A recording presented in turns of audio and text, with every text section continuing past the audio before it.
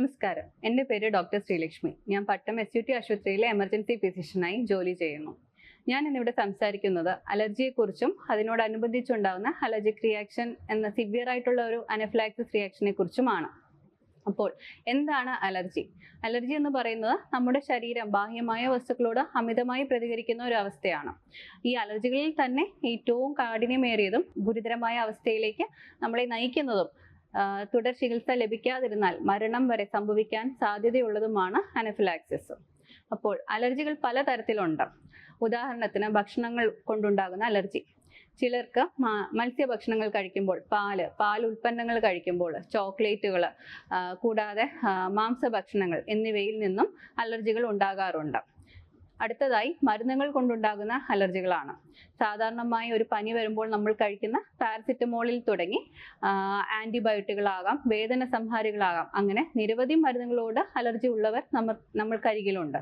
കൂടാതെ പൊടി, പുക, കോസ്മെറ്റിക് ഉൽപ്പന്നങ്ങൾ ഉപയോഗിക്കുമ്പോൾ, ഹെയർ ഡൈ ഉപയോഗിക്കുമ്പോഴും ചിലരിൽ അലർജികൾ ഉണ്ടാകുന്നു. കൂടാതെ ചെറിയ പ്രാണികൾ കുത്തുമ്പോൾ, ഈച്ചയാകാതെ കടന്തല, ചില ഇനം ഉറുമ്പുകൾ കടിക്കുമ്പോഴും ചിലരിൽ അലർജികൾ ഉണ്ടാകുന്നു. അപ്പോൾ എന്തൊക്കെയാണ് ഈ അലർജിയുടെ ലക്ഷണങ്ങൾ, അഥവാ എന്തൊക്കെ ലക്ഷണങ്ങൾ കാണുമ്പോൾ നമ്മൾ ഇതൊരു അലർജിക് റിയാക്ഷൻ ആണ് എന്ന് തിരിച്ചറിയണം? ചെറിയ രീതിയിലുള്ള തുമ്മൽ, ചുമ, ചൊറിച്ചിൽ എന്നിവയിൽ തുടങ്ങി ഗുരുതരമായ വകഭേദങ്ങളായ ചുണ്ട് തടിക്കുന്നതും, കണ്ണ് വീങ്ങുക, ശരീരം മുഴുവൻ തടിച്ചു പൊങ്ങുക, രക്തസമ്മർദ്ദം കുറയുന്നത്, ഹൃദയമിടിപ്പ് കൂടുക, ശ്വാസതടസ്സം അനുഭവപ്പെടുക. അപ്പോൾ ഈ അവസ്ഥകളിൽ നമ്മൾ കൃത്യമായി ചികിത്സ ലഭിച്ചില്ലെങ്കിൽ ഹൃദയാഘാതം വരെയും സംഭവിക്കാം. അങ്ങനെ വരുമ്പോൾ നമ്മൾ ഈ അലർജിയെ എങ്ങനെയൊക്കെ നേരിടണം, അല്ലെങ്കിൽ എന്തൊക്കെ പ്രതിരോധ വഴികൾ നമ്മൾ സ്വീകരിക്കണം എന്നതാണ്.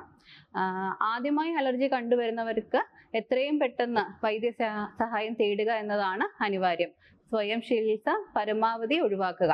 ഇനി സ്ഥിരമായ അലർജികൾ വരുന്നവരാണെങ്കിൽ ഡോക്ടറിന്റെ പ്രിസ്ക്രിപ്ഷനോട് കൂടി ആന്റിഹിസ്റ്റമിൻ പോലുള്ള ഗുളികകൾ കയ്യിൽ കരുതാവുന്നതാണ്.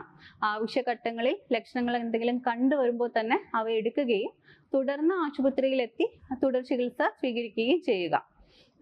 അടുത്തതായിട്ടാണെങ്കിൽ ഇനി ഇതിനു മുമ്പ് അനഫിലാക്സിസ് പോലുള്ള സിവിയർ ആയിട്ടുള്ള റിയാക്ഷനുകൾ വന്നിട്ടുള്ളവരാണെങ്കിൽ നമ്മുടെ ഡോക്ടറിന്റെ പ്രിസ്ക്രിപ്ഷനോട് കൂടി എപ്പിനെഫ്രിൻ പെൻ എന്ന് പറയുന്ന മരുന്ന് കയ്യിൽ കരുതാവുന്നതാണ്. അത് ഉപയോഗിക്കേണ്ട വിധവും അറിഞ്ഞിരിക്കുക.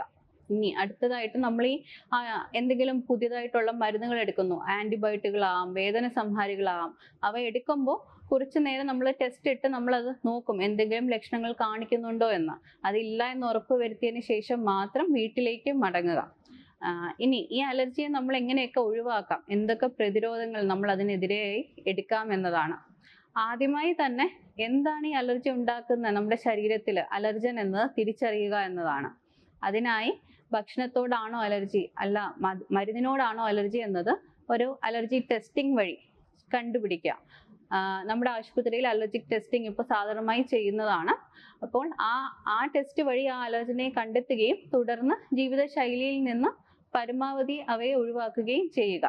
കൂടാതെ നമ്മൾ ഈ ടെസ്റ്റ് ചെയ്ത് കിട്ടുന്ന റിപ്പോർട്ട് നമ്മുടെ ഫോണിൽ ഒരു ഫോട്ടോ എടുത്തോ, അല്ലെങ്കിൽ ദൈനംദിനമായി നമ്മൾ ഉപയോഗിക്കുന്ന ഫോണിലോ പേഴ്സിലോ ബാഗിലോ ഇവ സൂക്ഷിക്കുകയും ചെയ്യുക.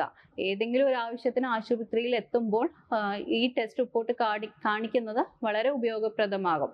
ഇനി നമ്മൾ കണ്ടു നിൽക്കെ ഒരു അലർജിക് ലക്ഷണം കാണിച്ചിട്ട് ഒരാൾ പെട്ടെന്ന് കുഴിഞ്ഞു വീഴുകയാണ്.